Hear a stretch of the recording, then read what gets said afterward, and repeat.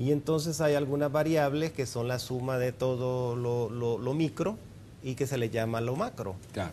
Y entonces otro dicho común es que de la macroeconomía no se come. Ujú. Pero lo que las experiencias de América Latina nos han mostrado, y son bien ilustrativas al respecto, es que si no da de comer, pero si se descuida, te mata.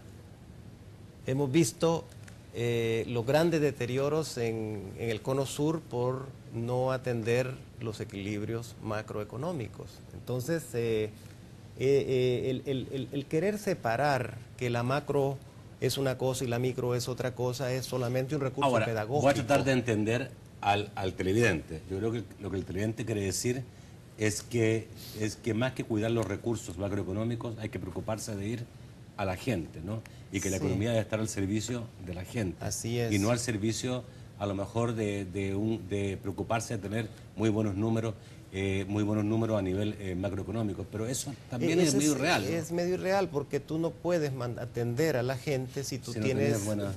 desestabilizadas todas O esas sea, grandes cuentas. no puede haber un país que camine correctamente si no hay sanidad económica, Si no hay macroeconómica. sanidad económica, como en la casa, tú no puedes tener a tus hijos bien alimentados si tienes un desorden de tus ingresos y gastos. Quien los primeros que van a sufrir son tus hijos. Entonces exactamente igual a nivel de toda la Ok. economía. La otra pregunta es, hay que liberarse del yugo de los Estados Unidos. A ver, esto pareciera, digamos, un discurso al estilo Chávez, que dice, no hay que mirar, hay que buscar otro mercado, hay que zafarse de Estados Unidos, zafarse. Y puede ser válido, pero ¿es posible? Es imposible. La crisis internacional surgió en Estados Unidos por la dinámica de la economía. No tiene nada que ver con lo que está pasando en Sudamérica. Es una situación que resultó de la evolución de la parte financiera, de los ciclos propios de las mismas economías. No tiene absolutamente nada que ver con liberarse del yugo del imperio. Eso es Además, Venezuela tiene sus principales fuentes de exportaciones de Estados Unidos. es Estados Unidos. Entonces, el hecho mismo es que en la medida en que la crisis ocurre en el norte, los países estos están padeciendo las consecuencias. Ahora, pero pongámonos el caso que esto pudiera ser algo de verdad, ya. El Salvador no debería seguir trabajando con Estados Unidos, que busque otros mercados, dónde vender y dónde comprar. Eso es importante hacerlo, pero eso no significa que vas a dejar de atender el mercado norteamericano, sobre todo cuando tenés allí varios millones de personas viviendo, varios millones de salvadoreños viviendo en Estados Unidos. Entonces, siempre es importante diversificarse. Entre más diversificado está uno, más seguridad tiene. El problema es que no es fácil diversificarse, hay que ir abriendo mercados y cada mercado que se abre es sumamente difícil. Entonces, la diversificación, de hecho, es importante. Ok. ¿Quieres responder alguna pregunta? ¿Hay una desigualdad social? ¿No se ve crecimiento? Sí, bueno, quizás en primer lugar, un poco siguiendo el tema de si estar o no estar con Estados Unidos, yo creo que hay que tener conocimiento de la historia, de la evolución de la economía de Estados Unidos. Hoy hay una gran crisis, pero y cuando uno ve todas las recesiones que ha tenido Estados Unidos en el pasado, las recesiones son relativamente cortas, pueden durar 8 meses o 30 meses, pero las expansiones pueden durar 100 meses, 120 meses, y eso se ha dado históricamente desde antes de la Gran Depresión. Estados Unidos es una economía muy dinámica, entonces no tiene nada malo estar vinculado a una de las economías más dinámicas del mundo. Más bien creo que fuera hacer una apuesta por la pobreza, tratar de vincularse. Es bueno que nos diversifiquemos. Ok. Dice que, por ejemplo, me imagino que también se refiere a que el año pasado creció la economía, poco pero creció, y dice mi amigo televidente, no se ve el crecimiento. ¿Cómo debería reflejarse ese crecimiento en la microeconomía? Si tú ves El Salvador en 1991 y lo ves hoy, tú ves que El Salvador es diferente. Tú ves el crecimiento que se ha acumulado de entonces para acá. Es una población mayor, es una población que ahora, con la economía de 1991, estaríamos bien complicados. Ese proceso que hemos observado es la acumulación de crecimiento. Entonces, el crecimiento se traduce en empleos, se traduce en mejores condiciones de vida. Esa es la microeconomía.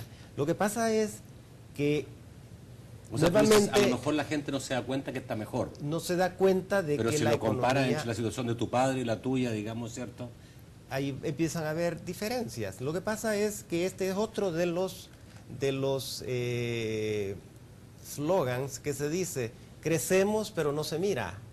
Pero ¿cómo es posible crecer y que no se mire? Entonces quizás no estamos creciendo. Si no se mira es porque no estamos creciendo. Entonces, este es otro de los mecanismos, porque el crecimiento no es más que el resultado de la generación de empleo, de la generación de más producción microeconómica, de cada empresa. En cada empresa que se crea contribuye al crecimiento. Nuevamente, el crecimiento es la variable macroeconómica, es el resultado de la suma de los crecimientos pequeños que ocurren en todas las empresas, en los microempresarios, en consultores, etcétera. Entonces es el resultado de la microeconomía que se expresa en un crecimiento que decimos nosotros, creció la economía en 3%. Ahora, hay que reconocer de que un país, para que se marquen bien los desarrollos, necesita mantener por muchos años crecimientos arriba de 5-6%. Entonces, en la medida en que un país mantiene esos ritmos de crecimiento, puede empezar a... Y no lo hemos logrado. No lo hemos logrado porque las situaciones han sido bastante variables.